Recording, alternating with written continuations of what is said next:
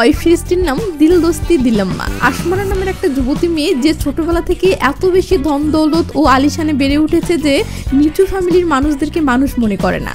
তার উদ্বোস তাদের মতোই বড়লোকস ঘরের মেয়েদের সাথে। কিন্তু আসমারার নানা নানি দরিদ্র ফ্যামিলির, তাই আসমারার নানি একদিন আসমারার বাড়িতে আসমারাকে দেখতে আসলে আসমারার বড়লোকস বান্ধবীরা আসমারার কাছে জানতে চাই এই গরিব মহিলাটিকে।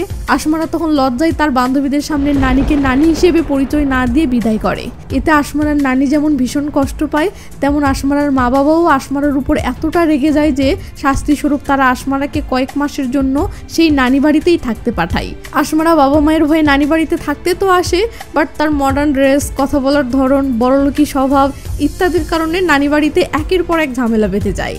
এই যেমন আসমারা আসা উপলক্ষে আসমারার নানি খুশি হয়ে মহল্লার সবাইকে চায়ের দাওয়াত করেছে, যাতে সে মহল্লার সবার সামনে নিজের নাতনিকে সম্মানের সহিত পরিচয় করিয়ে দিতে পারে। প্রস্তুতি স্বরূপ নানি আগের দিনে আসমারাকে একটা ভদ্রচিত শালীন ড্রেস বানিয়ে দিয়েছে, যেন সে সেটা পরে সবার সামনে আসে। কিন্তু আসমারা সেই সুন্দর ড্রেসটা কেটে কুটে মডার্ন বানিয়ে সেটা পরে সবার সামনে এসে হাজির গেল। পুরো মহল্লার সবার সামনে আসমারার নানির নাক কাটা যায় ও সবাই এটা নিয়ে ছি শুরু করে। এতে নানি মনে ভীষণ কষ্ট পায়। তো এই ছিল প্রথম পর্বের কাহিনী। এর পরের কাহিনী এখন দেখতে চলেছেন।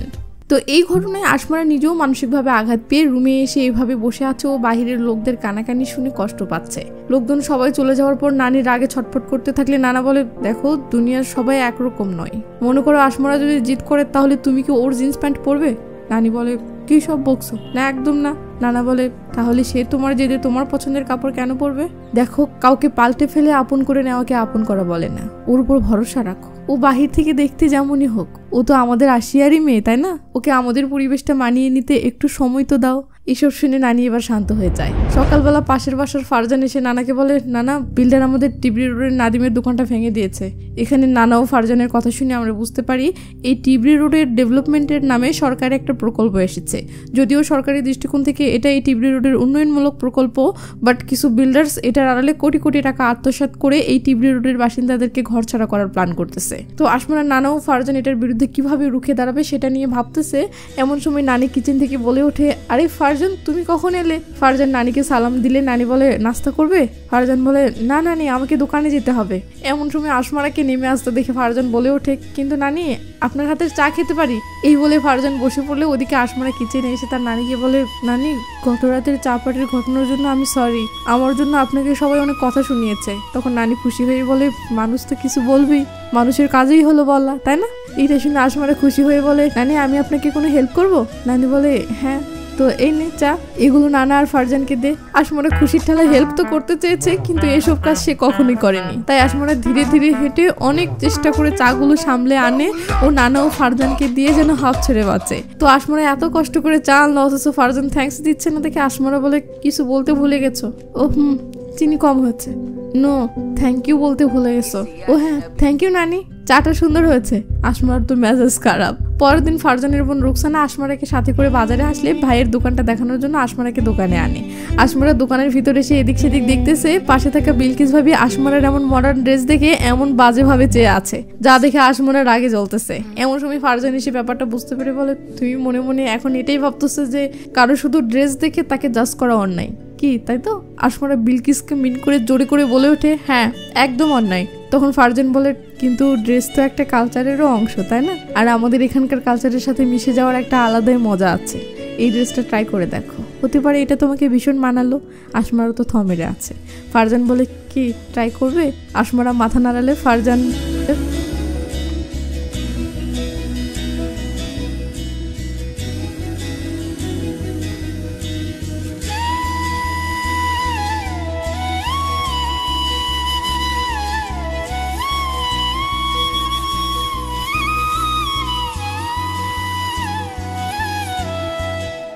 তো আসমারাকে এটা বেশ মানিয়েছে এবং আসমারা নিজেও সেটা ফিল করে ঘুরে ডুবে গেছে দেখে ফারজান বলে, তাহলে নানিকে গিয়ে বলে দাও আসমারা এখন থেকে এসবই পড়বে। আসমারা ঘোরের মাঝেই বলে ওঠে, হ্যাঁ। কিন্তু আসমারার ঘোর কাটতেই আসমারা বলে ওঠে, নো নো, একদম না, আমি নানিকে অলরেডি বলে দিয়েছি আমি এসব কখনোই পড়বো না। ফারজান বলে, ঠিক আছে, তাহলে পুরো টিবরি রোড তোমাকে বাজে চোখে দেখুক, সেটা মেনে নাও। মহল্লার সবাই তোমার নানিকে কথা শোনাক, সেটা সহ্য করে নিও। এই বলে ফারজান ভীষণ মন খারাপ করে ড্রেসটা রেখে দিতে ধরলে আসমারা বলে ওঠে, শোনো। হ্যাঁ বলো। ড্রেসটা প্যাক করে দাও। এটা শুনে ফারজান খুশি হয়, বাট আসমারা আর কিছু বলবে তার আগেই ফারজান চলে যায়। পরের দিন রুকসানার বাসার ছাদে একটা ছেলেকে গিটার বাজাতে শুনে আসমারা দৌড়ে এসে বলে, হাই আমি আসমারা, তুমি জানো গিটার আমার অনেক অনেক পছন্দের। ছেলেটি বলে, আমি কিভাবে জানবো, আমি তো তোমাকেই চিনি না। আসমারা বলে, এটা আমার নানি বাড়ি, আমি বেড়াতে এসেছি। ছেলেটি বলে, আমি সোহেল, এই বাসাতে ভাড়া থাকি, কলেজের ছুটিতে গ্রামের বাসায় গিয়েছিলাম। এমন সময় ফারজান সোহেলকে ডাকতে ছাদে আসেও বলে, নিচে যাও, রুকসানা ভাত বেড়ে দিয়েছে।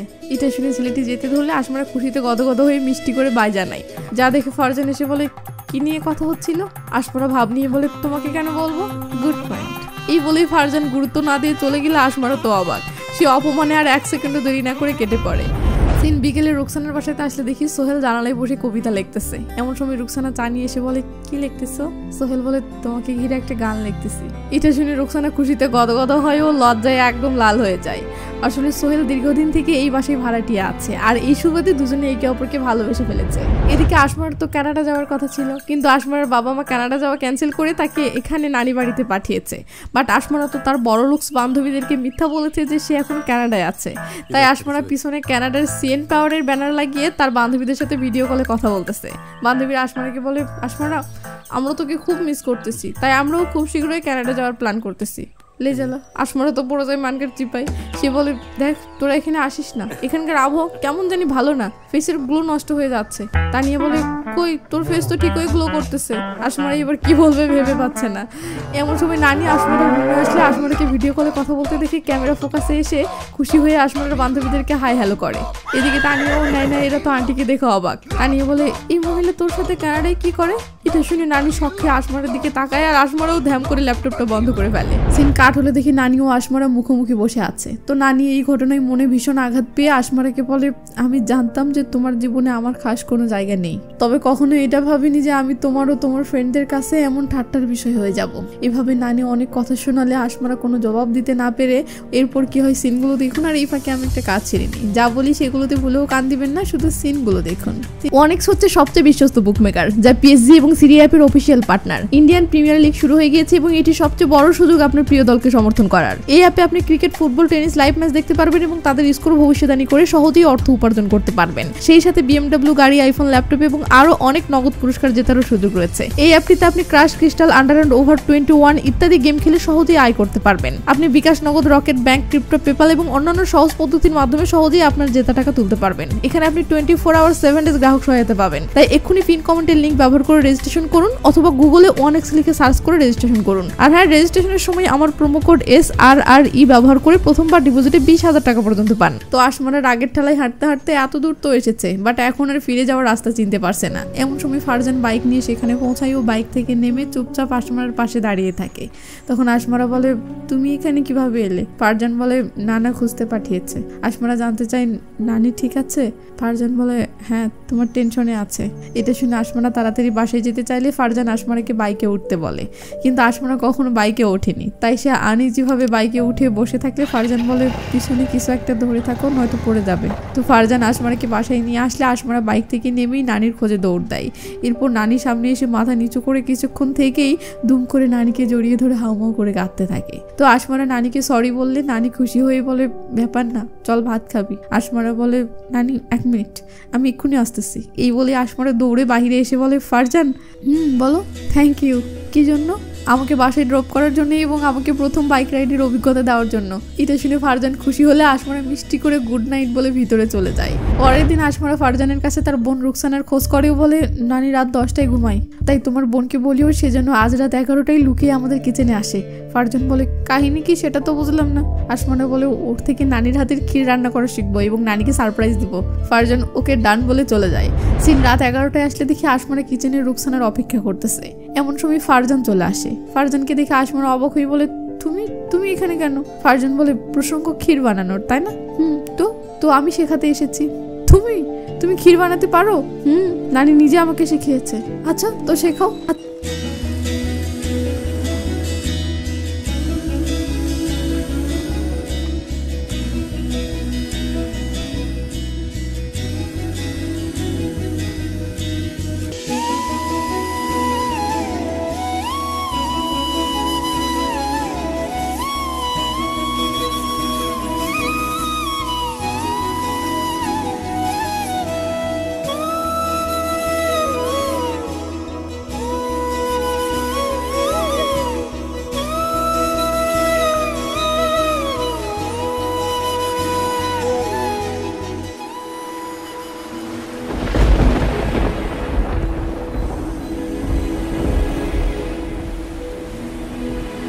তো আশমারা বৃষ্টিতে ভিজতেছে আর ফারজান দূরে দাঁড়িয়ে থেকে চেয়ে চেয়ে দেখতেছে।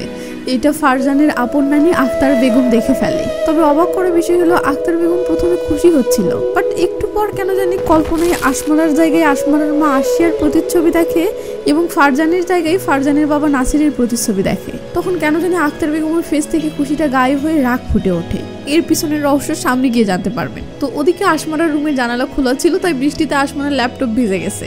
এটা দেখে আশমারা চিল্লানি শুরু করলে নানি এসে বলে, টেনশন করো না, আমাকে দাও, আমি ঠিক করে এনে দিবনি। আশমারা বলে, নানি এই এলাকায় ল্যাপটপের মেকানিক্স কই পাবে? নানি বলে, সেটা আমি দেখতেছি। এই বলে নানি ল্যাপটপটা নিয়ে চলে গেলে আশমারা ল্যাপটপ নষ্ট হওয়ার টেনশনে ছটফট করতে থাকে। পরের দিন আশমারা রুকসানার সাথে দেখা করবে, বাট ভয়ে রুকসানার বাসাতে যেতে পারছে না, কারণ রুকসানার নানি আশমারাকে ভালো চোখে দেখে না। তাই আশমারা ছাদে আসলে দেখে সোহেল বসে থেকে গিটার বাজাচ্ছে। তখন আশমারা বলে, সোহেল তুমি সেই সুরটা বাজাও তো যেটা বাজিয়ে রুকসানাকে ছাদে আনো। সোহেল বলে, কেন? আশমারা বলে, আরে বাজাও না। সোহেল তখন সেই সুরটা বাজালে রুকসানা সেটা শুনে ছাদে চলে আসে ও আশমারা রুকসানাকে বলে, চলো আজকে টিবি রোডে মার্কেট করতে যাবো। এরপর দেখি আশমারা মডার্ন ড্রেস ছেড়ে ফারজানের দেওয়া সেই ড্রেসটা পরে মার্কেটে এসেছে এবং ফারজানকে সেটা দেখানোর জন্য কাপড় কেনার বাহানায় ফারজানের দোকানে এসেছে। রাতে আসলে দেখি আশমারার ল্যাপটপ নষ্ট হওয়ায় আশমারা তার বান্ধবীদের সাথে ভিডিও কল করতে পারছে না, তাই বোরিং হয়ে শুয়ে আছে। এমন সময় দরজায় নক পড়লে আশমারা দরজা খুলে দেখে ফারজান। আশমারা বলে, কি চাও? আমি কি ভিতরে আসতে পারি? আসো। ফারজান ভিতরে এসে বলে, তোমার ল্যাপটপটা চাই আর্জেন্ট। আশমারা বলে, সেটা বৃষ্টিতে ভিজে নষ্ট হয়েছে। ও তাই তো বলি। তাই তো কি? তাই তো ঠিক করতে এতটা সময় লাগলো। এই বলে ফারজান ল্যাপটপটা বের করে দিলে আশমারা এতটা সারপ্রাইজ হয় যে খুশিতে আত্মহারা হয়ে বলে, তুমি এটা ঠিক করে এনেছো? ফারজান হ্যাঁ বলতেই আশমারা ল্যাপটপটা অন করে দেখে হ্যাঁ অন হয়েছে। আশমারা তখন খুশির ঠালায় ল্যাপটপটা রেখে দৌড়ে এসে এইলে।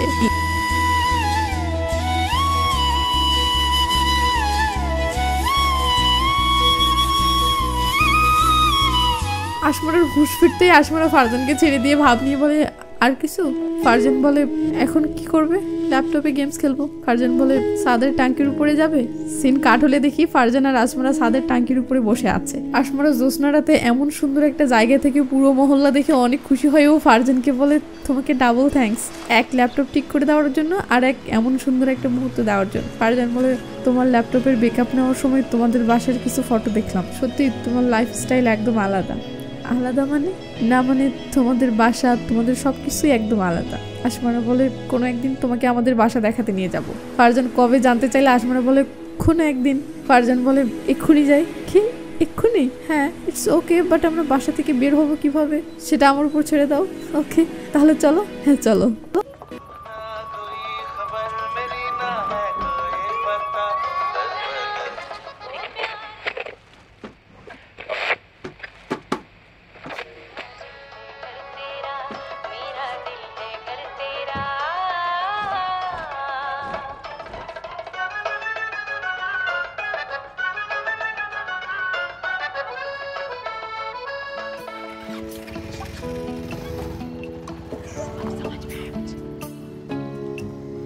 তো আশমারা ফারজানকে চুপি চুপি তাদের বাসার ভিতরের দিকে এনে জানালা দিয়ে বাসাটা দেখাবে, কিন্তু দেখে তাদের বাসার কাজের মেয়ে ও কাজের ছেলেটার মাঝে সম্পর্ক আছে ও তারা বক্সে গান লাগিয়ে দিয়ে অনেক রোমান্টিক মুহূর্ত কাটাচ্ছে, যা দেখে আশমারা সেই মজা পেতে থাকে। Look at them, कितने खुश लग रहे हैं ना? How cute.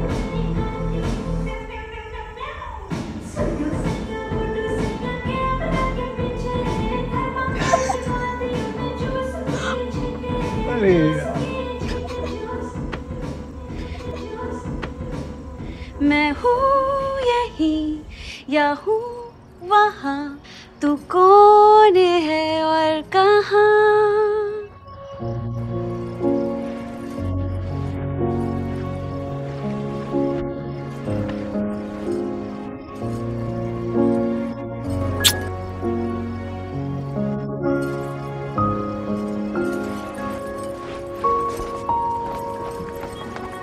তো এইভাবে কাজের বুয়ার এমন বিশুদ্ধ রোমান্স দেখতে দেখতে আশমারা ও ফারজান দুজনেই ইমোশনাল হয়ে একে অপরের প্রতি আকর্ষণ ফিল করে কিস করতে এগিয়ে আসে।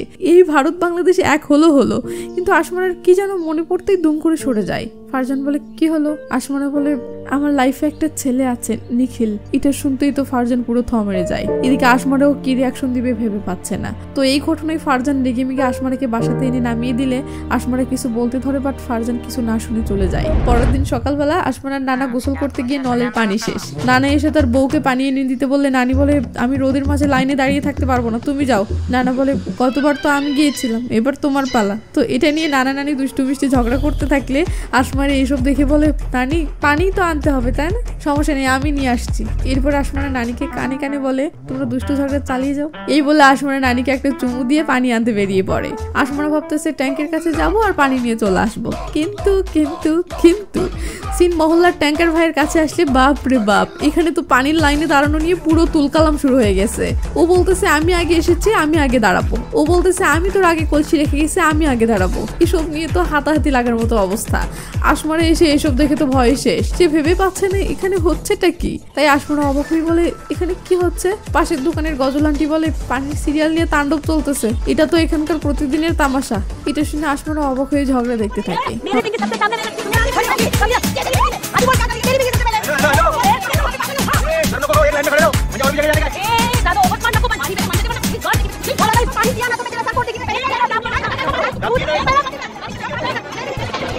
তো আসমানা ট্যাঙ্কার ভাইয়ের কাছে এসে বলে আপনি কিছু করছেন না কেন? ট্যাঙ্কার বলে আমি কি করব, আমি আসার আগে এরা এসে বসে থাকে, আর আমি আসলেই এরা এভাবে হুমড়ি খেয়ে পড়ে। এ বলে আমি আগে এসেছি, তো ও বলে আমি আগে এসেছি। আসমানা বলে সমস্যা নেই আমি দেখতেছি। আসমানা ভাবতেছে আমি থামতে বললে এরা থামবে, কিন্তু লাউ ঠেলা কে শোনে কার কথা? আসমানার কথা কেউ কানেই নিচ্ছে না।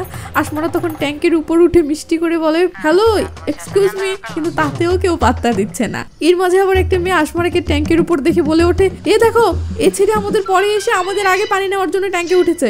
এটা শুনে পুরো ভিড় আসমানের উপর চড়া হয়ে ওঠে ও আসমানাকে নামার জন্য হুমকি দিতে শুরু করে। এর মাঝে রুকসানা পানি নিতে এসে দেখে এই অবস্থা। আসমানা বলে সবাই প্লিজ চুপ হও, আমি চিটিং করার জন্য উপরে উঠিনি, আমি আপনাদের সাথে কথা বলতে চাই, প্লিজ আমার কথাটা একটু শুনুন। এমন সময় ফারজানও পানি নিতে এসে এসব দেখে অবাক। আসমানা সবার উদ্দেশ্যে বলে দেখেন আপনাদের সংসারে অনেক সমস্যা, সেখানে আপনারা যদি শুধু পানি নিয়েই সারাদিন ঝগড়া করে কাটান তাহলে বাকি সমস্যাগুলোর কি হবে? আবার এদিকে ট্যাঙ্কারে যদি রাগ করে চলে যায় তাহলে কে আগে এসেছে কে পরে এসেছে এসব ধুয়ে কি পানি খাবেন? ও সরি আপনাদের বাসাতে তো পানিরই প্রবলেম। সবাই বলে কথা তো ঠিক। আসমানা বলে বয়সে বড়দের প্রতি সম্মান দেখিয়ে তাদেরকে আগে আসতে দেওয়া উচিত, তো যাদের বয়স বেশি তারা সামনে আসুন। এবার আর কেউ সামনে আসে না। এ বলে তোর বয়স বেশি তুই সামনে যা, তো ও বলে কে বলেছে আমার বয়স বেশি, তোর বয়স বেশি তুই সামনে যা। এসব নিয়ে আবার ঝগড়া বেঁধে যায়। লেজালা এসব দেখে আসমানা বলে ওকে ওকে ওকে বুঝতে পেরেছি আমরা সবাই যুবতী মেয়ে, তো আজকের মতো প্লিজ ঝগড়া ছাড়া একে একে পানি নিয়ে যাও। আর গজল আন্টি আপনি কখন দোকান খোলেন? এই তো সকাল 6টার দিকে। কেন? একদম পারফেক্ট। ওকে ওকে সবাই শোনো, আগামীকাল থেকে আমরা আর সিরিয়াল নিয়ে লড়াই করব না। কাল থেকে আমরা যখনই পানি নিতে আসবো গজল আন্টির থেকে একটা সিরিয়াল নাম্বার নিব, তার মানে কে কার পরে এসেছে সেটা সিরিয়াল দেখলেই বোঝা যাবে। এরপর ট্যাঙ্কার আসলে সেই সিরিয়াল অনুযায়ী পানি দিবে, ব্যাস কে বুড়ি আর কে যুবতী সেটা নিয়েও আর ঝামেলা থাকলো না। কি ট্যাঙ্কার ভাই ঠিক আছে না? ট্যাঙ্কার তো খুশি। ঠিক আছে না গজল আন্টি? আন্টিও তো খুশি। এসব দেখে রুকসানা খুশিতে বলে ওঠে আমাদের আসমানা তো এই মহল্লার হিরোইন হয়ে গেল। ট্যাঙ্কার বলে হিরোইন নয়, সেই মহল্লার ট্যাঙ্কার রানী। এটা শুনে রুকসানা ট্যাঙ্কার রানী বলে স্লোগান দিতে শুরু করলে রুকসানার সাথে সাথে সেখানকার সবাই খুশি হয়ে ট্যাঙ্কার রানী বলে স্লোগান শুরু করে।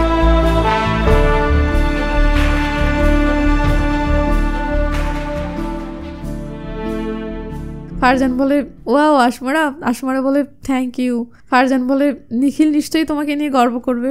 এটা শুনে আসমারার মুড অফ হয়ে যায়। রুকসানা খুশিতে স্লোগান দিতে দিতে আসমারাকে নানির কাছে আনলে। নানি বলে কি হয়েছে? রুকসানা বলে নানি আমাদের আসমারা তো ট্যাঙ্কার রানী হয়ে গেছে, জানো ওখানে সবাই ঝগড়া বেঁধে গিয়েছিল, আমি তো ভাবলাম আজ পানিই পাবো না, তখনই আসমারা ট্যাঙ্কের উপর উঠলো, ও এক চুটকিতে সব সলভ করে দিল। এই বলে রুকসানা আবার আমাদের আসমারা ট্যাঙ্কার রানী বলে স্লোগান দিতে শুরু করলে রুকসানার নানি আক্তার বেগম সেটা সহ্য করতে না পেরে ধমক দিয়ে থামাই ও রেগে মেগে বাড়িতে আসতে বলে, যা দেখে আসমারা ও আসমারার নানির মনটা খারাপ হয়ে যায়। পরের দিন আসমারা হেয়ার ড্রাই করবে, বাট বাসায় কারেন্ট নেই। নানা বলে ছাদের রোদে গিয়ে শুকাও। আসমারা বলে না নানু, আজকে আমি ডিপ কন্ডিশনার করেছি এবং অ্যান্টি ফ্রিজ সিরাম লাগিয়েছি, সাথে হিট প্রোটেক্টরও লাগিয়েছি। তাই আমি এক্ষুনি যদি ব্লো ড্রায়ার না করি তো চুল ফ্রিজই হয়ে যাবে। তার উপর আবার চুলের স্ট্রাকচার। নানি আর এত ইংলিশ হজম করতে না পেরে বলে ওঠে, মার্কেটে নাজনীনের বিউটি পার্লার আছে, সেখানে জেনারেটরের ব্যবস্থা আছে, তাই সেখানে গিয়ে যা খুশি করো। এটা শুনে আসমারা নানিকে থ্যাঙ্কস দিয়ে দৌড়াতে ধরলে নানি ডেকে থামায় ও কাছে এসে ভালোবেসে চুলগুলো গামছা দিয়ে এভাবে পেঁচিয়ে দিয়ে বলে, এখন যাও। আসমারা তখন আবার নানিকে থ্যাঙ্কস দিয়ে চলে যায়। তো আসমারা নাজনীনের পার্লারে এসে, হাই এক্সকিউজ মি, আরে আরে আরে tanker Rani, welcome to Katrina beauty parlour. তো বলো এই তাজ পরে এখানে কেন? আমি আসলে হেয়ার ব্লো ড্রায়ার করতে এসেছি। আরে অবশ্যই, কেন নয় কেন নয়, হেয়ার ড্রায়ার তো আমি এক্সপার্ট, তাই না জিনাব? হ্যাঁ হ্যাঁ, 100 rupees only for service. Actually আমি নিজে করতে চাই। কেন, আমার হাতে কি পোকা ধরেছে? না না না, আমার একা করার অভ্যাস। আচ্ছা ঠিক আছে, ট্যাঙ্কার রানীর যদি আমার উপর ভরসা না থাকে তো কী বা করতে পারি। 50 রুপিস অনলি ফর জেনারেটর বিল। আসমারা বলে, আপনি 100 টাকাই রাখেন। এমন সময় ফারা নামের একটা মেয়ে আসে। তো ফারা বসে আছে, একটু দূরে আসমারা তার চুল ঠিক করতেছে। ফারা সেটা দেখে এগিয়ে এসে বলে, হ্যালো। আসমারা হাই বললে ফারা বলে, আমি ফারা, তোমার দেখি হেয়ার স্টাইলে অনেক দক্ষতা। আসমারা হুম বললে ফারা বলে, আসলে কাল আমার বিয়ে, আমি বলছিলাম কি তুমি যদি কাল আমার হেয়ার স্টাইল। ফারা, আমি তো যাচ্ছি তাই না? আসমারাও বলে, হ্যাঁ নাজনীন তো যাচ্ছেই। ফারা বলে, না না না, আমার তোমাকেই চাই। এটা শুনে নাজনীন বলে, আচ্ছা তো তুই তোর বিয়েতে আসমারাকে মানে ফারিদা খালার নাতনিকে তোর চুল ঠিক করার জন্য নিয়ে যাবি? ফারা বলে, হ্যাঁ যদি এর কোনো প্রবলেম না থাকে তো আমার কোনো প্রবলেম নেই। আসমারা বলে, আমার প্রবলেম? আরে না, আমার কোনো প্রবলেম নেই, বরং আমি তো অনেক এক্সাইটেড। তবে হ্যাঁ, আমার একটা শর্ত আছে, আমি নাজনীনকে ছাড়া যাব না। আমরা HUM টিম। এই HUMটা আবার কি? আরে হেয়ার অ্যান্ড মেকআপ টিম। ফারা খুশিতে গুলগুলা হয়ে বলে, আরে বাপরে, আমার বিয়েতে HUM টিম আসতেছে। এই বলে ফারা আসমানের সাথে হাত মিলিয়ে নাজনীনকে জাস্ট এমনি বাই জানিয়ে চলে যায়। নাজনীন তো ভিতরে ভিতরে ফাটতেছে। তো আসমারা চলে গেলে নাজনীন জিনাবকে বলে, ফারিদা খালার নাতনিন যে ফারার বিয়েতে চুল ঠিক করতে যাচ্ছে এটা মহল্লার গ্রুপে পোস্ট কর, দেখ কি তাণ্ডব শুরু হয়। তো নাজনীনের এই কথাটার রহস্য আমরা সামনে গিয়ে জানতে পারবো। তো আসমারা অনেকগুলো কাগজের প্লেন নিয়ে বাসার ছাদে উঠেও একটা কাগজের প্লেন চুপি চুপি ফারজানের দিকে ছুঁড়ে মেরে লুকিয়ে পড়ে। ফারজান সেটা তুলে নিয়ে দেখে তাতে লেখা, শোনো। ফারজান তখন আসমারাকে মেসেজ করে বলে, কি হয়েছে? আসমারা তখন আর একটা প্লেন ছুঁড়ে মেরে লুকিয়ে পড়ে। ফারজান দেখে সেটাতে লেখা, আমি এক্ষুনি নিখিলের সাথে ব্রেকআপ করলাম। ফারজান মেসেজে বলে, কেন? আসমারা তখন ফারজানের গিফট করা কানের দুলের ফটো তুলে মেসেজ করে বলে, কারণ সে আমার কানের দুলটা পছন্দ করেনি। ফারজান এবার আসমারার কাছে এসে বলে, নিখিলের ব্যাপারটা মিথ্যা কেন বলেছিলে? আসমারা বলে, তুমি আগে বলো যে আমাকে ক্ষমা করেছো কিনা। হ্যাঁ করেছি, এবার বলো মিথ্যা কেন বলেছো? আসমারা বলে, এবার তুমি আমাকে সরি বলো। হোয়াট? আমি কেন সরি বলবো? সরি বলবে না মানে? 2 দিন থেকে আমাকে পাত্তা দিচ্ছ না, আমার ফিলিংস কি হচ্ছে সেটার খবর আছে? সেই রাতে আমাকে পুরো হর্নি করে কিস করবে আর করলে না, পুরো গরম করে এমনি ছেড়ে দিলে, যেন আমার ফিলিংস এর কোনো মূল্যই নাই। যখন ইচ্ছা আমাকে হট করবে, মুড চেঞ্জ হলে দুম করে ছেড়ে দিবে। ওয়াও কি লজিক। এই বলে আসমারা অভিমান করে থাকলে ফারজান বলে, আসমারা বলো আমি সরি। It's okay. আসমারা বলো, এখানেই আছি, এখন কিস করতে পারি? এখানে? নানি এসে যাইতো, আসতে দাও। রোকসানা এসে যাইতো, আসতে দাও। আখতার বেগম আসে তো। ফারজান জবাবের ধারণা ধরে আপন মনে কিসমিস খেতে শুরু করে। কিসমিস খাওয়া ইমোজি দিয়ে ঢেকে রেখেছে, কারণ যাদের কিসমিস গাছ নেই তারা আবার এইসব দেখে আফসোস করবেন, আর যাদের কিসমিস গাছ আছে তারা তো খানি, দেখে কি করবেন। তো যাই হোক, আসমারা যে ফারার বিয়েতে চুল ঠিক করে দিতে যাচ্ছে এই নিউজটা পুরো মহল্লা ছড়িয়ে পড়েও আমরা জানতে পারি আখতার বেগম মানে ফারজানের আপন নানির সাথে ফারার পরিবারের চরম একটা দ্বন্দ্ব আছে, যা এই মহল্লার সবাই জানে। আর এই কারণেই নাজনীন এই নিউজটা ছড়িয়েছে। সিন কাট হলে দেখি নানি আসমারাকে নিয়ে আখতার বেগমের সামনে এভাবে দাঁড়িয়ে আছে। আসমারা বলে, নানি কি হয়েছে? নানি বলে, তুমি নাকি ফারার গায়ে হলুদের চুল ঠিক করার জন্য যেতে চেয়েছো? হ্যাঁ নানি, তো এতে প্রবলেম কি? আখতার বেগম রেগে মেগে বলে, কোনো প্রবলেম নেই বেটা, একটা কাজ করো, তুমি আর তোমার আম্মু মিলে আমাকে মেরে ফেলো, এরপর যত ইচ্ছা ইসরাতের সাথে মেশো। আসমারা অবাক হয়ে বলে, এই ইসরাতটাকে? ফারজান বলে, আমাদের দাদির হবু স্বামী, দাদিকে ছেড়ে ইসরাতকে বিয়ে করেছে, আর ফারাজ সেই ইসরাতের নাতনি। আপনাদেরকে বলে রাখি, আমি মিস্টেকলি শুরু থেকে আখতার বেগমকে ফারজানের নানি হিসেবে পরিচয় দিয়ে এসেছি, কিন্তু আখতার বেগম আসলে ফারজানের দাদি। আসমারা বলে, তো? আখতার বেগম বলে, তো তারাও আমার শত্রু, ধোকা দেওয়া ওদের রক্তে মিশে আছে। আসমারা বলে, ধোকা তো আপনার হবু স্বামী দিয়েছে তাই না? তাহলে এখানে ইসরাত আন্টির কি দোষ? আর ফারাজ সে তো তার নাত, এইসবের সাথে তো তার কোনো লেনাদেনাই নেই। এরপর আসমারা খুশি হয়ে বলে, আজ প্রথমবার টিবরি রোডের কেউ আমাকে ডেকেছে, আমার থেকে হেল্প চেয়েছে, আমাকে আপন মনে করে। তাই সরি নানি, আমি তো হেল্প করতে যাবই। এটা শুনে আক্তার বেগম রেগে গেলে ফারজান আসমারার পক্ষে কথা বলে। তখন আক্তার বেগম রেগে মেগে আসমারাকে বলে, আমি সব দেখতেছি, তুই কিভাবে আমার ফারজানকে তোর ইশারায় নাচাচ্ছিস, তুই ঠিক তোর মা আসিয়ার পথে চলতেছিস। আসমারা রেগে মেগে বলে, আপনি সব বিষয়ে আমার মাকে কেন টেনে আনেন? এটা শুনে আক্তার বেগম বলে, ফারিদা তুই একে বলিসনি কিভাবে এর মায়ের জন্য আমার ছেলেকে দেশ ছেড়ে যেতে হয়েছে? আসমারা তো শক। আক্তার বেগম বলে, আমার ছেলে নাসির তোর মা আসিয়াকে কতই না ভালোবাসতো, কিন্তু আসিয়া কি করলো? নাসিরকে প্রেমের জালে ফাঁসিয়ে শেষে বিয়ে করলো তোর বাবাকে। জানিস কেন? কারণ তোর বাবা ধনী ছিল। আসমারা তো শক। আক্তার বেগম আসমারাকে বলে, আর তুইও আমার ফারজানের সাথে ঠিক সেটাই করছিস। তুই বললি না যে এখানে ইশরাতের কোনো দোষ নেই, দোষ আমার হবু স্বামীর, কারণ সে আমাকে ছেড়ে ইশরাতের কাছে গেছে। তাহলে আসিয়া যে নাসিরকে ছাড়লো এবং আমার পরিবারটা ধ্বংস করলো, তাহলে দোষটা কার? আসমারা অবাক হয়ে তার নানিকে বলে, নানি এসব কি সত্যি? নানি বলে, চল বাসায় গিয়ে কথা বলি। আসমারা রাগ করে চলে যায়, আর এদিকে ফারজানের দাদি কাঁদতে কাঁদতে রুমে চলে যায়। তো আসমারা তার মাকে ফোন করে এই ব্যাপারে জানতে চাইলে তার মা বলে, আসলে সে আর নাসির জাস্ট বন্ধুর মতো মিশত, কিন্তু নাসির যে তাকে ভালোবাসতো এটা সে জানতো না। আর তাছাড়াও আসমারার মা নাসিরকেও কখনো ওই রকম চোখে দেখেও নি। কিন্তু আসমারার মায়ের বিয়ে হয়ে গেলে নাসির ধাক্কাটা সইতে না পেরে বিদেশ চলে গেছে। আসলে এতে যদিও আসমারার মায়ের কোনো দোষ ছিল না, বাট নাসিরের মা অর্থাৎ আক্তার বেগম আজও অকারণে এটার জন্য আসিয়াকেই দোষী মনে করে। এটা শুনে এবার আসমারার মনটা শান্ত হয়। তো এমন সময় আসমারার ফোনে ফারজান মেসেজ করে বলে, তুমি ঠিক আছো? মেসেজটা পেয়ে আসমারা তাড়াহুড়ো করে তার মায়ের সাথে কথা শেষ করে। সিন কাট হয়ে বাসার ছাদে আসতে দেখি আসমারা ট্যাঙ্কের উপর ফারজানের সাথে বসে আছে। তো বসে থাকতে থাকতে আসমারা রোমান্টিক হয়ে ফারজানকে চুমু খেতে ধরলে ফারজান গালটা সরিয়ে নেয়। আসমারা বলে, কি হয়েছে? ফারজান একটু সরে গিয়ে বলে, সেই রাতে নিখিলের নাম কেন নিয়েছিলে?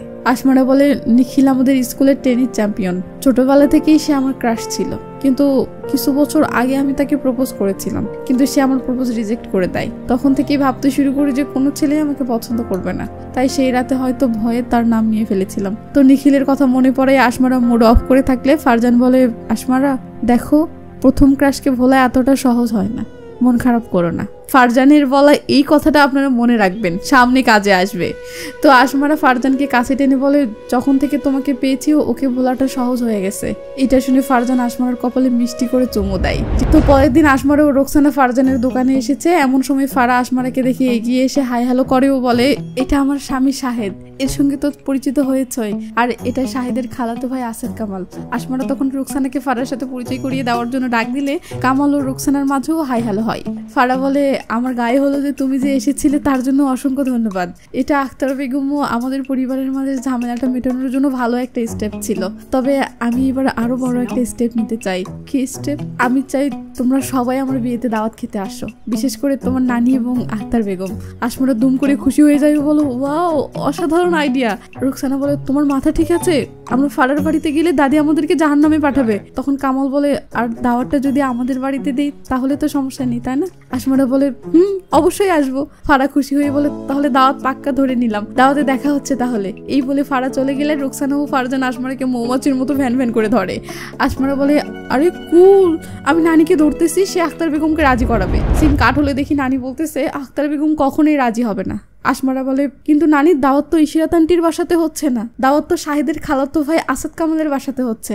আসাদ কামাল নামটা শুনতেই নানা খুশি হয়ে বলে, আসাদ কামাল মানে ওই কর্পোরেটরের ছেলে? আরে এটা তো অনেক ভালো সুযোগ, আমাদের মহল্লার রিডেভেলপমেন্ট প্রজেক্ট তো ওর বাবার হাতেই আছে, তাই দাওয়াতে গেলেও ওদের সাথে রিডেভেলপমেন্ট প্রজেক্ট নিয়ে কথা বলা যাবে। আমি যাচ্ছি, ডান। আসমারা তো মহা খুশি। সিন কাট হলে দেখি আসমারা নানা নানি আক্তার বেগমকে মানানোর চেষ্টা করছে, কিন্তু আক্তার বেগমকে অত সহজে মানার লোক।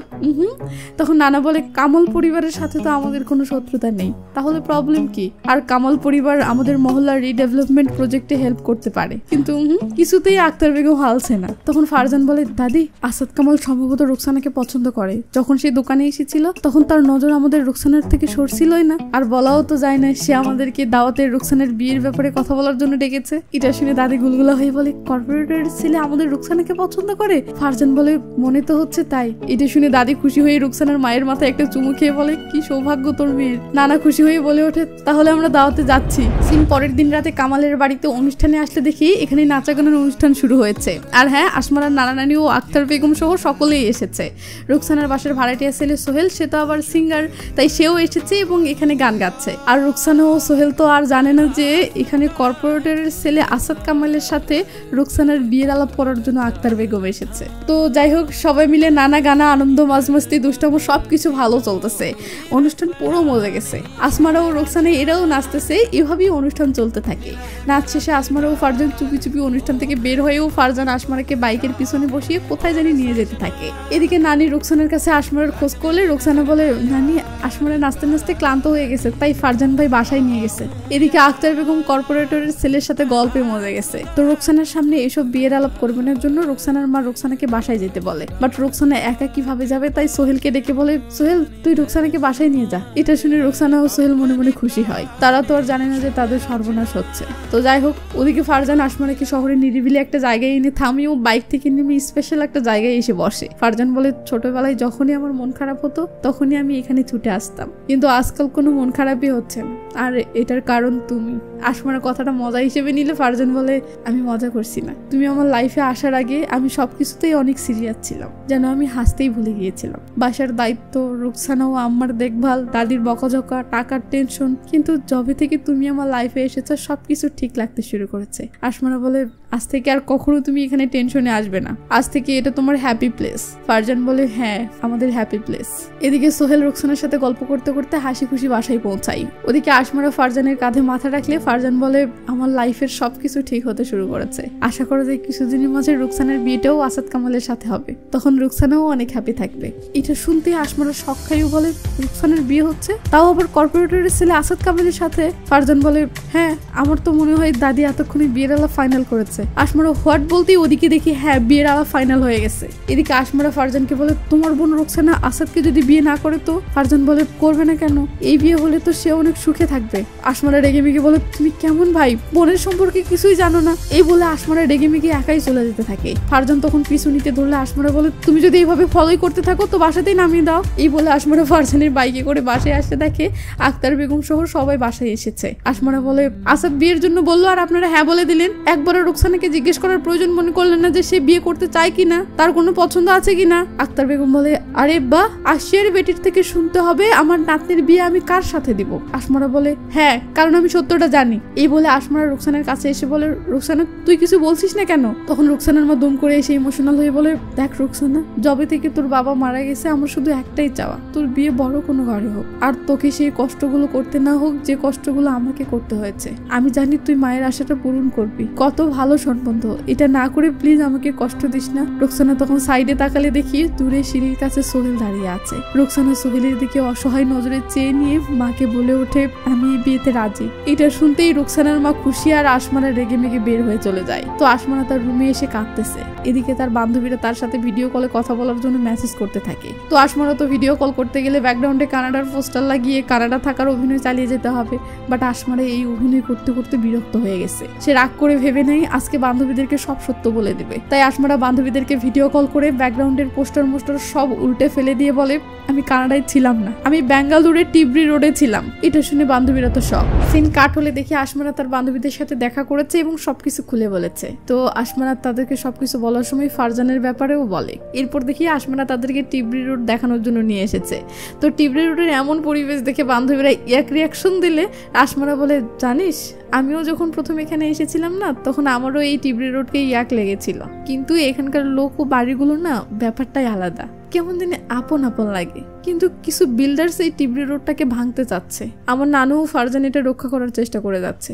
এমন সময় ফারজান আসমারাকে দেখে একটা পেপার প্লেন ছুঁড়ে মারলে তানিয়া দেখে সেটাতে লেখা, কথা না বললে তো দূরত্ব বাড়তেই থাকবে। তানিয়া সেটা পড়ে সামনে তাকাতেই ফারজানকে দেখে বলে, ওয়াও হট। আসমারা এদেরকে সামনে নিয়ে সামনে হাঁটতে থাকে। ও বলে, ওর সাথে কথা বলিস না, আমাদের অভিমান চলতেছে। কিন্তু নাইনা ও তানিয়া দেখা করার জন্য দৌড় দেয়। ও ফারজানের কাছে গিয়ে হাই হ্যালো করে বলে, ও তুমি তাহলে সেই ওড়নাওয়ালা? ফারজান বললে নাইনা আশমারাকে ফিসফিস করে বলে, এমন হট একটা ছেলের সাথে কিভাবে অভিমান করে আছিস, যা কথা বলে মিটমাট করে নি। এই বলে এরা চলে গেলে ফারজান আশমারাকে বাইকে তুলে সেই স্পেশাল লোকেশনের দিকে রওনা দেয়।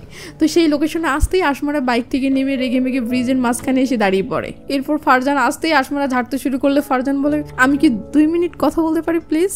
কাল রাতে তুমি একটু বেশি বলে ফেলেছো, তবে হ্যাঁ যা বলেছো তা সঠিকই বলেছো, শুধু বলার ধরনটা একটু ভুল ছিল, বাট থ্যাংক ইউ। যদি তুমি সেই ঝামেলাটা না করতে তাহলে জানতেই পারতাম না যে রুকসানার জীবনে কেউ আছে। সাথে আই এম সরি রুকসানার বিষয়টা না খেয়াল করার জন্য। তবে হ্যাঁ এখন বুঝতে পারছি রুকসানার খুশি সোহেলের সাথে, কর্পোরেটের ছেলে আসাদ কামালের সাথে নয়। এভাবে ফারজান আরো বেশ কিছু কথা বললে আশমারা বলে, তোমার কথা শেষ? হ্যাঁ গুড। একে তো তুমি 2 মিনিটের বেশি বকলে, আর দ্বিতীয় কথা তুমি বলেছিলে এটা আমাদের হ্যাপি প্লেস, তাহলে তুমি ঝগড়ার মাঝে এখানে কেন আনলে? আর তৃতীয় তুমি শুধু সরি বললেই কাজ হয়ে যেত, উদয় এত লম্বা লেকচার দেওয়া তো কোনো দরকার ছিল না। এই বলে আশমারা ভাব নিয়ে থাকলে ফারজান কিস করতে ধরতেই আশমারা বলে, দূরে সরে যাও, দূরে সরে যাও। লাস্ট এবং ফাইনাল পয়েন্ট, যেটি সবচেয়ে বেশি গুরুত্বপূর্ণ, তোমাকে গিয়ে রুকসানাকে সরি বলতে হবে, নয়তো আমি তোমাকে মাফ করছি না। ঠিক আছে বলে দিব, এবার কাছে আসো। কেন? আসো না প্লিজ। আশমারার কাছে আসলে ফারজান বলে, একটা কিস করি। ওকে ব্যাস, তারপর আর কি কিসমিস খাওয়া খাওয়াই হয়। এরপর আশমারা নানি বাড়িতে আসতেই মহল্লার কিছু লোক ছুটে এসে বলে, ভাইজান কিছু বিল্ডার্স এসে আমাদের টিবরি রোডের দোকান ভাঙতে শুরু করেছে, তাড়াতাড়ি কিছু একটা করেন, যেভাবেই হোক এই টিবরি রোডকে রক্ষা করতে হবে। এটা শুনে নানা যেতে ধরলে নানি বলে, এক্ষুনি কোথায় চললে? নানা বলে, এখন না যাই তো একদিন ওরা আমাদের এই বাড়িটাও ভেঙে ফেলবে। তো নানা চলে গেলে আশমারা কি যেন ভেবে তার বান্ধবীদেরকে ফোন করে বলে, তোদের একটা হেল্প লাগবে। সিন কাট হলে দেখি রুকসানা ও ফারজান মুখোমুখি বসে আছে। ফারজান বলে, সরি রুকসানা, আমি তোর ও সোহেলের রিলেশনের ব্যাপারে জানতাম না, কিন্তু এখন আর টেনশন করিস না, তোর বিয়ে সোহেলের সাথেই হবে। রুকসানা বলে, না ভাই, আমি এটা করলে দাদি এবং মায়ের সম্মান নষ্ট হবে। আশমারা বলে, তাই বলে তুমি দাদির খুশির জন্য নিজের জীবনটা ধ্বংস করবে? রুকসানা বলে, না তা নয়, আমি সোহেলকে বিয়ে করলে দাদি আমার হাড্ডি আস্ত রাখবে না। তখন আশমারা একটু ভেবে নিয়ে বলে, তাহলে সোহেলের সাথে পালিয়ে মুম্বাই যাও। এটা শুনে রুকসানা ও ফারজান অবাক হয়ে আশমারার দিকে চেয়ে থাকলে আশমারা বলে, এছাড়া তো আর কোনো রাস্তাও নেই তাই না? ফারজান বলে, দেখ রুকসানা, তুই টেনশন করিস না, মা ও দাদিকে আমি সামলে নেব। এমন সময় সোহেল সাদে গিটারে একটা স্যাড মিউজিক চালাতে থাকলে ফারজান বলে, তোর আশিককে বল এসব স্যাড মিউজিক বাজানো বন্ধ করে রোমান্টিক সং বাজাতে। এটা শুনে রুকসানা খুশি হয়ে দৌড়ে সোহেলের কাছে যাই ও বলে, সোহেল, ফারজান ভাই আমাদের রিলেশন মেনে নিয়েছে, আমরা মুম্বাই যাব। এটা শুনে সোহেল খুশি হয়ে আশমারাকে জড়িয়ে ধরে স্বস্তির একটা নিঃশ্বাস নেয়। পরের দিন আশমারা বাসায় এসে দেখে তার নানা টিবরি রোড উচ্ছেদের ব্যাপারটা নিয়ে টেনশনে খাওয়া দাওয়া সব বন্ধ করে দিয়েছে। নানার এই অবস্থা দেখে ফারজান ও আশমারা সান্ত্বনা দিয়ে বলে, নানা টেনশন করেন না, সব ঠিক হয়ে যাবে। নানা বলে, কিছুই ঠিক হবে না, আমাদের টিবরি রোডকে বাঁচাতে গেলে এখন সম্বল একটাই, তা হলো উপর মহলের সাথে কথা বলতে হবে, আর সেটা আমাদের সাধ্যের বাহিরে। এদিকে আমাদের বাড়ি, আমাদের দোকান সবগুলো উচ্ছেদের নোটিশ এসেছে, মনে তো হচ্ছে টিবরি রোডকে ব্যাঙ্গালোরের ম্যাপ থেকেই নিশ্চিহ্ন করা হচ্ছে। এই বলে নানা টেনশন করতে থাকলে আশমারা কি যেন ভেবে বলে ওঠে, যদি ব্যাঙ্গালোরের টিবরি রোডকে বাঁচাতে এগিয়ে আসে তো? নানা বলে, মানে? আশমারা বলে, এখানে টিবরি রোডে যা হচ্ছে সেই খবরটা বাহিরে পৌঁছাতে হবে, পুরো শহরে শোরগোল ফেলতে হবে, সব লোকের মুখে মুখে এই বিষয়টা আনতে হবে, আর একবার যদি এটা করতে পারি তাহলে কর্পোরেটর আমাদের কথা শুনতে বাধ্য হবে। ফারজান বলে, কিন্তু এসব আমরা করব কিভাবে? আশমারা বলে, এটা আমার উপর ছেড়ে দাও। সিন কাট হলে দেখি আশমারা তার বান্ধবীদেরকে ডেকেছে। আশমারা তাদেরকে বিষয়টা খুলে বলার পর তানিয়াকে বলে, তোর বাবার এজেন্সি আমাদের জন্য কি একটা পোস্টার ডিজাইন করে দিতে পারবে? পোস্টারের স্লোগান হবে, হৃদয়টা দিয়ে দেখো। আর নাই না, তোর বাবা তো টেনিস চ্যাম্পিয়ন, তাকে সারা দেশ চেনে, তুই তাকে টিভি সাক্ষাৎকার দিতে বল এবং টিভিতে এই ব্যাপারে কথা বলতে বল। আর তানিয়া, তোর মা তো উকিল, ওনাকে আমাদের টিবরি রোডের রিডেভেলপমেন্টের প্রজেক্ট স্থগিত করার জন্য একটা মামলা লড়তে বল। ব্যাস, প্ল্যান মতো এই সব কিছুই শুরু হয়ে যায়। আর এদিকে আশমারার প্ল্যান হলো সে টিবরি রোডে বিশাল একটা কনসার্টের আয়োজন করবে, যার টাইটেল হবে হৃদয়টা দিয়ে দেখো, মানে টিবরি রোডকে ভালোবেসে দেখো, যেখানে এই টিবরি রোড রক্ষার বিষয়ে কথা বলা হবে। আর কনসার্টের বিষয়টা মিডিয়া রিপোর্ট করবে, মানে সারা দেশের মানুষের এটা নজরে আসবে, সেই সাথে এটা সোশ্যাল মিডিয়াতেও ভাইরাল হবে। আর যথারীতি তাই হয়। আর সিন চলে আসে কনসার্টের রাতে। ওদিকে অনুষ্ঠান শুরু হয়ে গেছে। টিবরি রোডের বিখ্যাত এক মহিলা লেখিকা টিবরি রোডের সৌন্দর্যের উপর একটা কবিতা লিখেছেন, সেটা শোনাচ্ছে। আর ওদিকে দেখি রুকসানা বাসায় চুপি চুপি তার ব্যাগপত্র সব গোছাচ্ছে। আসলে রুকসানা আজ রাতেই সোহেলের সাথে পালিয়ে মুম্বাই যাওয়ার প্ল্যান করেছে। তো এদিকে আশমারা মঞ্চে উঠে টিবরি রোডের সৌন্দর্য ওই ইমোশন সম্পর্কে বলতে শুরু করলে সবাই অনেক খুশি হয়ে হাততালিতে মুখরিত হয়ে ওঠে। সেই সাথে এটা সকল সোশ্যাল মিডিয়াতে লাইভ টেলিকাস্ট করা হলে মুহূর্তের মধ্যে সেটা ভাইরাল হতে শুরু করে। আসমারা বলে আমরা টিবরি রোডের কালচারকে, এখানকার স্মৃতিগুলোকে মুছে ফেলতে দিব না। তখন আসমানের সাথে সাথে সবাই চিৎকার করে এটা বলে ওঠে। আক্তার বেগম তো আসমারাকে সহ্য করতে পারে না, তাই সে রাগে জ্বলছিল, বাট একটা সময় শেষমেশ সেও আসমানের কথায় মুগ্ধ হয়ে হাততালি দিতে শুরু করে। তো আসমানের বক্তব্য শেষ হলে সোহেল গান গাওয়ার জন্য স্টেজে ওঠে। তখন আমরা দেখি আসমারা ও ফারজান রুকসানাকে বলতেছে অনুষ্ঠান চলাকালীন সবার নজর স্টেজের দিকে থাকবে, আর এই সুযোগে তুমি পালিয়ে বাস স্ট্যান্ডে চলে যাবে, আর সোহেল গান শেষ করে বাস স্ট্যান্ডে গিয়ে তোমার সাথে মিলিত হবে। তো সোহেল গান শুরু করেছে এবং সবাই অনুষ্ঠানটা উপভোগ করতেছে। রুকসানা যাওয়ার আগে তার ভাইয়ের কাছে এসে বলে, ভাই এভাবে আমার পাশে দাঁড়ানোর জন্য থ্যাঙ্কস। ফারজান বলে, আজ থেকে তুই নতুন জীবন শুরু করতে যাচ্ছিস, নিজের খেয়াল রাখিস, আর সব সময় হাসি খুশি থাকিস। রুকসানা ইমোশনাল হয়ে ভাইকে জড়িয়ে ধরলে ফারজানও আদর করে রুকসানার কপালে একটা চুমু দেয়। দুজনেই ইমোশনাল হয়ে গেছে, তাই রুকসানা যেতে দেরি করতেছে। এদিকে সোহেলের গান শেষ হয়ে গেছে, তাই সোহেল স্টেজ থেকে রুকসানাকে ইশারায় বলে, চলো কেটে পড়ো। এই বলে সোহেল স্টেজ থেকে নেমে চলে গেলে এদিকে রুকসানাও ভিড় ঠেলে সোহেলের দিকে যেতে শুরু করে। এমন সময় স্টেজে টিবরি রোডের বিখ্যাত সিঙ্গার পাশা ভাই ওঠে। তো পাশা ভাই গান গাচ্ছে, এমন সময় উকিল মানে তানিয়ার মা এসে গুড নিউজ দেয়, যেটা শুনে নানা খুশি হয়ে স্টেজে উঠে সবার উদ্দেশ্যে বলে, টিবরি রোডবাসীদের জন্য সুখবর, কোর্ট রিডেভেলপমেন্ট প্রজেক্ট ক্যান্সেল করে দিয়েছে, এখন কেউ আর আমাদের বাড়ি দোকান ভাঙতে পারবে না। এটা শুনে মুহূর্তের মাঝে সবাই আনন্দে ফেটে পড়ে ও হাততালিতে মুখরিত হয়ে ওঠে। তো নানার গুড নিউজ শেষে পাশা আবার গান শুরু করলে সবাই আনন্দে মন খুলে তালে তালে নাচতে শুরু করলে আসমারা ও ফারজানও নাচতেছে। তো এমন একটা মুহূর্ত পেয়ে আসমারা ও ফারজান দুজনেই অনেক ইমোশনাল হয়ে যায় ও একে অপরের প্রতি গভীর একটা ভালোবাসার ফিলিংস অনুভব করতে শুরু করে। তখন দুজনের একসাথে কাটানো নানা মুহূর্তগুলো মনে পড়ার সময় এটাও মনে পড়ে, ওই যে ফারজান আসমারাকে সান্ত্বনা দিয়ে বলেছিল, আমি জানি জীবনের প্রথম ক্রাশকে ভোলা অত সহজ না। ঠিক তখনই দেখি ভিড়ের মাঝে একটা মেয়ে কার কাছে যেন ছুটে আসতেছে। তো মেয়েটি এতটা সুন্দর যে তানিয়া পর্যন্ত পিছন ফিরে দেখতেছে। এরপর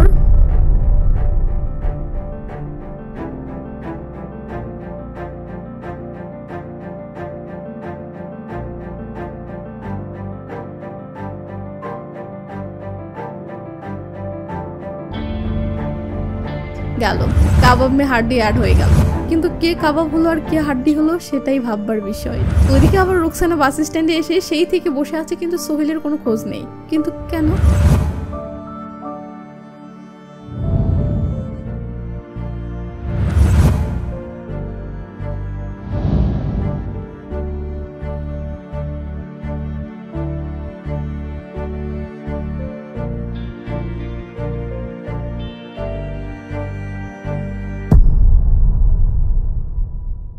ওয়েব সিরিজটি এখানেই শেষ। কাহিনী অসম্পূর্ণ দেখে আবার ভাবেন না যে আরও পর্ব আছে, কিন্তু আমি মনে হয় এখানেই শেষ দিলাম, এমনটা কিন্তু না।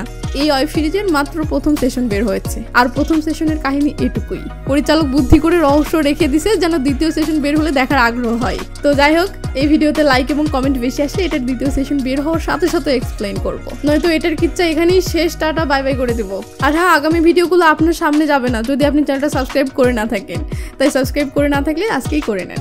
আজ নয় কাল করে, তো অনেক দিন হলো সাবস্ক্রাইব না করেই ভিডিও দেখে যাচ্ছেন। আর কত? তো ভালো থাকবেন, নিজের খেয়াল রাখবেন, টেক কেয়ার, বাই বাই।